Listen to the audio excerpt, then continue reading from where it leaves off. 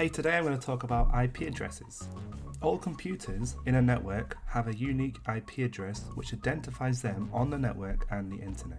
An internet protocol address is a unique identifier for a device that is used to communicate. They're used by a network or the internet to differentiate between computers and devices, routers or modems, and websites. Every device that connects to the internet is assigned an IP address. This includes phones and Internet of Things devices, even like smart fridges, home camera networks. There's an interesting article about home camera networks that I'll link below. There are two main versions of the Internet Protocol that we use, version 4 and version 6. Ipv4 addresses contain 4 sets of numbers separated by a decimal point. Each section is called an octet, and each octet can contain a maximum of 3 digits ranging from 0 to 255. IP version 4 is limited to 4.3 billion addresses. This is nowhere near enough. At the time of the recording of this video, the estimated number of Internet of Things devices connected to the internet are 35.82 billion. So this presents a clear problem. We have too many devices connected to the internet for the addresses that IP version 4 provides. IP version 6 was created as a long-term solution to this problem. They are presented as 32 hexadecimal numbers, separated into 8 sections by a colon. Each section is ranging from 0000 to FFFF. This provides a whole lot more combinations.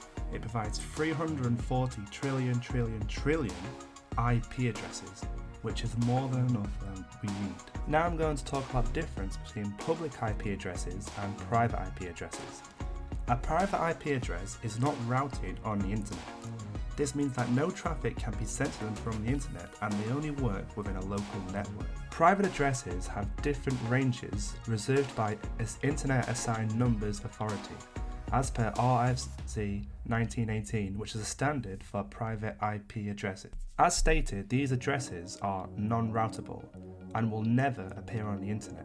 This means any machine assigned a private IP address cannot be reached directly outside of a local network. There are many private networks across the globe, all of which include devices assigned a private IP address within 3 classes, Class A, Class B, Class C, as seen on the screen. Public IP addresses can be routed on the internet.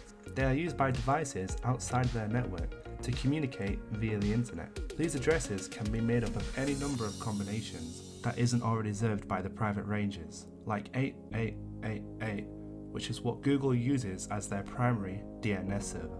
Okay, so we've got dynamic IP addresses and static IP addresses. Dynamic addresses change automatically through the Dynamic Host Configuration Protocol. This is a tool that prevents the need to manually configure IP addresses using internet service providers. Internet service providers provide their users with internet access.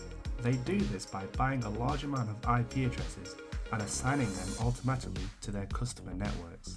The reason for this approach is it's much cheaper for the internet service provider to buy a whole bulk of IP addresses instead of you just buying one. Along with that, it also has a great big security benefit, as changing an IP address regularly makes it harder for criminals to hack into your network. Static IP addresses are manually assigned to the device and will not change automatically. They are usually used by servers and other important devices in data centers, making it easier and faster to access their website and services. The reason we use IP addresses is because when computers communicate with each other, they need a destination address.